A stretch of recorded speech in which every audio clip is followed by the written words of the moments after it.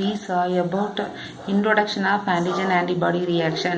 In this video we see about conventional and newer method of antigen antibody reaction, that is type of antigen antibody reaction. Conventional method we have precipitation reaction, agglutination, neutralization and a complement fixation test.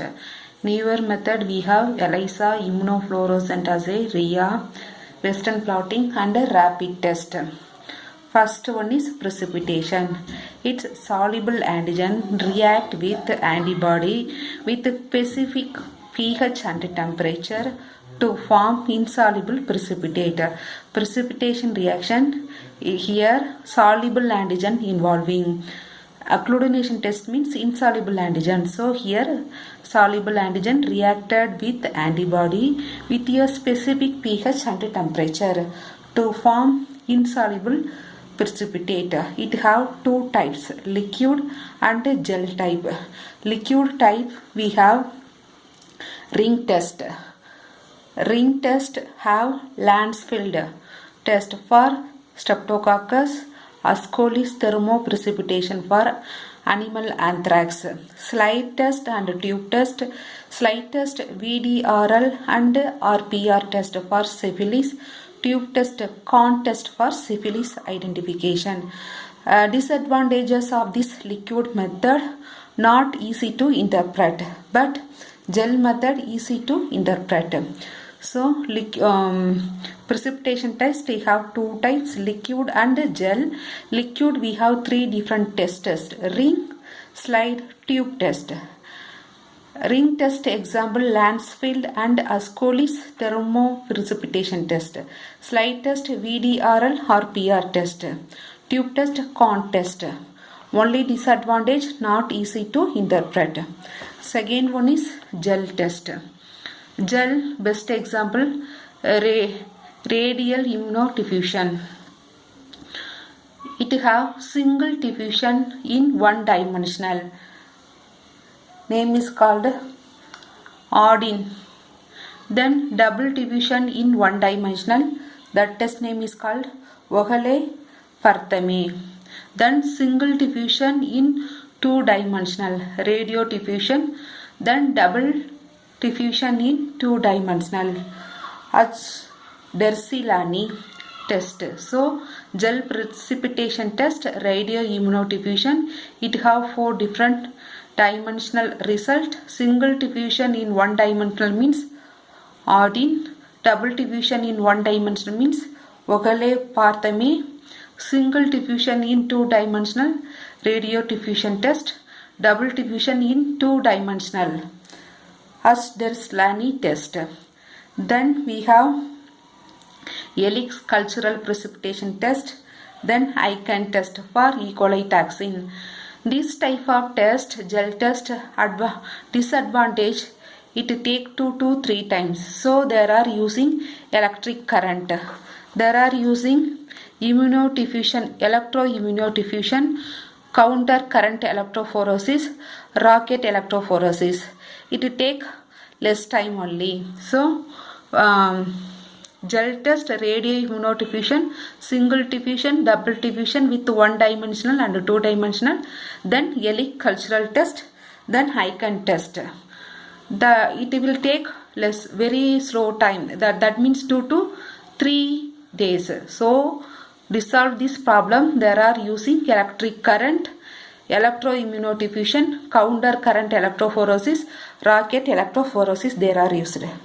Next one is agglutination test.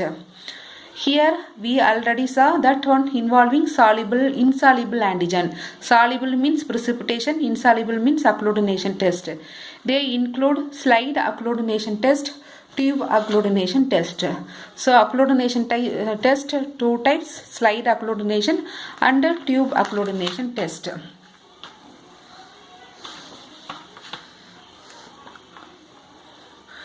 Agglutination test, slide, Vidal test, standard agglutination test for Brucella, microscopic agglutination test for Leptospirosis, cold agglutination test for Mycoplasma. Standard agglutination test for identification of Brucella, microscopic agglutination test for leptospirosis, cold agglutination test for mycoplasma. Then Coombs test, it perform RH incompatibility. This one is direct test for fetal serum, indirect for maternal serum. Next one is indirect or passive agglutination test. It will convert precipitation into agglutination.